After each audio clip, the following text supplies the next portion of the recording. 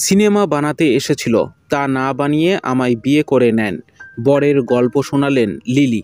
১৯ বছর বয়সে বিয়ে করেন লিলি দেবী। অভিনয়ে সারা জীবন উৎসাহ পেয়ে এসেছেন স্বামী অজিত কুমার ঘোষের থেকে।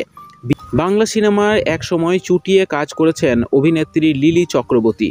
৫-এর দশকের শেষের দিকে অভিনয় জগতে এসেছিলেন। জন্ম বাংলাদেশের ঢাকায়, সেখান থেকে চলে এসেছিলেন ভারতে। বাবা কেশবচন্দ্র চক্রবর্তী ছিলেন থিয়েটারের নামী অভিনেতা। লিলির প্রথম কাজ ছিল ভানু পেল লটারি সিনেমা সিরিয়াল সিরিজে এখনও কাজ করে চলেছেন এই বর্ষিয়ান অভিনেত্রী। ১৯ বছর বয়সে বিয়ে করেন লিলি দেবী। ঘরে ঘরে জি বাংলার ১০০ নম্বর এপিসোডে অপরাজিতা আড্ডর হাজির হয়েছিলেন এই স্বনামধন্য বর্ষিয়ান অভিনেত্রীর বাড়িতে।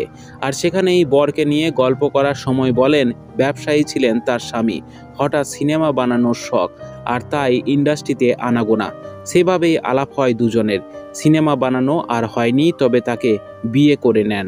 লিলি চক্রবর্তীর স্বামীর নাম অজিত কুমার ঘোষ, যিনি পেশায় ছিলেন ডেয়ারি এবং ফার্মেসির ব্যবসাদার।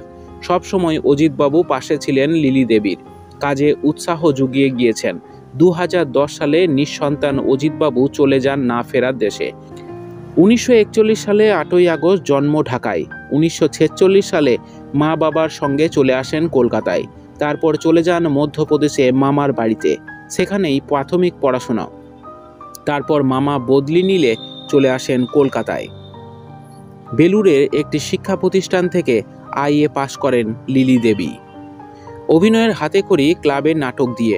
ভানু পেলে লটারিতে লিলির চরিত্রের নাম ছিল মিস মায়া।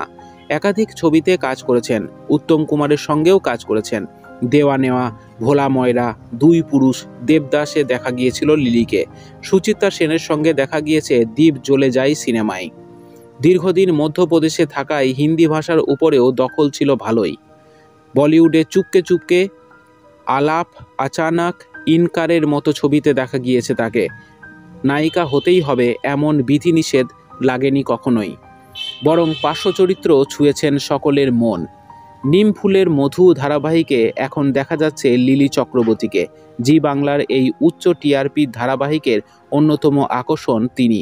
বিশেষ করে যেভাবে বাড়ির নাতবো পর্ণাকে আগলে রাখে সবসময়, তার করা চরিত্রটি তা বড়ই ভালো লাগে সকলের। সাম্প্রতিক ধারাবাহিকের সেটে সকলে মিলে তার ৮২ বছরের জন্মদিন পালন করেছে ধুমধাম করে।